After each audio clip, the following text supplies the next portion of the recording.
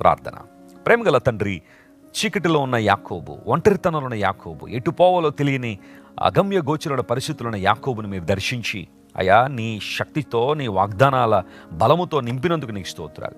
నేను నీకు తోడై ఉన్నాను, నేను కాపాడుతాను, నేను చెప్పింది నెరవేర్చే వరకు నేను విడవను అని నీవిచ్చిన వాగ్దానం ద్వారా యాకోబు ముందుకు సాగిపోయాడు. ప్రభువా, ఈరోజు ఎంతమంది అయితే మా ప్రియులు చీకటిలో ఉన్నారో, అగమ్య గోచరమైన పరిస్థితుల్లో ఉన్నారో, ఏం చేయాలో తెలియని పరిస్థితులు ఉన్నారో, ఒంటరితనంతో కుమిలిపోతున్నారో, వారందరినీ మీరు ధైర్యపరిచినందుకు స్తోత్రం. నీ వాగ్దాన బలము ప్రతి ఒక్కరు అనుభవించినట్లు సహాయం చేయండి.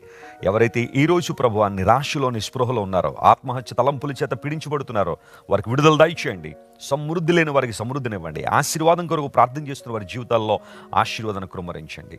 ఘనత, మహిమ, ప్రభావం నీకు మాత్రమే ఆరోపిస్తూ యేసుక్రీస్తు వారి శ్రేష్టమైన నామం పేరిట అడిగి వేడుకొనిచున్నాం తండ్రి.